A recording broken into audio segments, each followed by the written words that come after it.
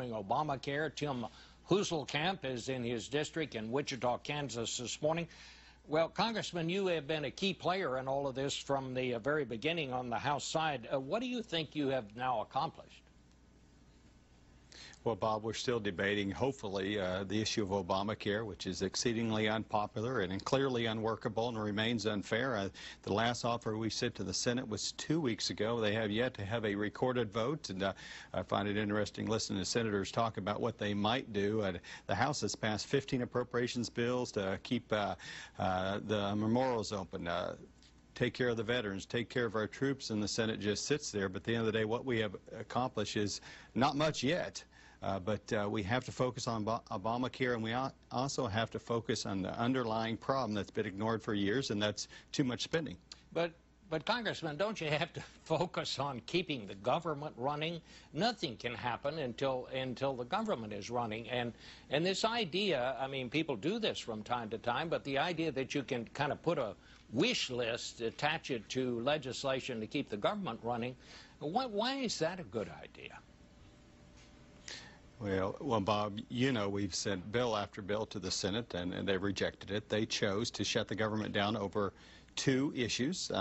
They did not want to extend the same break that the president gave to big business, did not want to extend that to the rest of America, and they also wanted to maintain their gold-plated health care system just for members of Congress. I think those are two very unpopular approaches from the Senate. But at the end of the day, we've got a spending problem, and we have a debt ceiling that's approaching.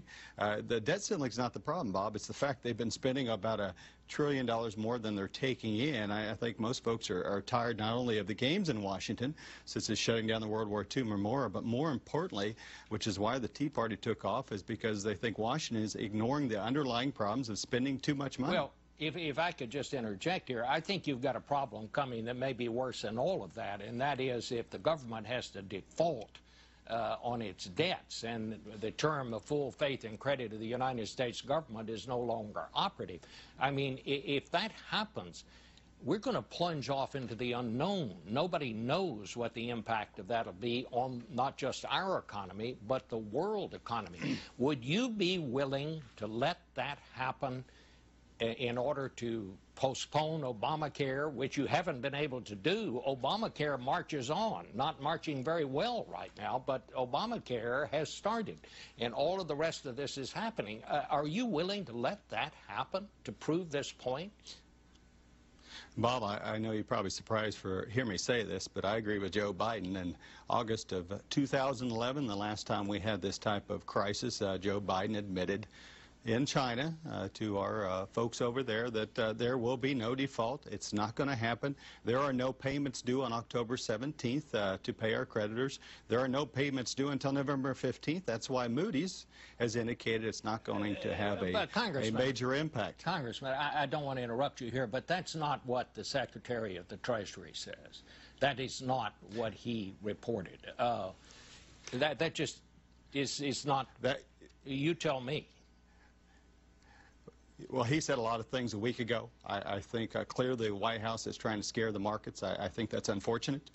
But at the end of the day, the reality is October 17th is a date that will not have a major impact unless the White House is able to create concern about that. But the real concern is not raising the debt ceiling, Bob. It's as Senator Obama said in 2006, it's an idea, it's the result of failed leadership. They're spending too much money in Washington, and this idea that we're going to continue to maintain a $700 billion deficit, that's the current position of the Senate and the President, is to continue these massive deficits. I mean, the frustration I have, and I think most Americans have, is not only the games, but more importantly, the ignorance of the major problem, a $17 trillion debt.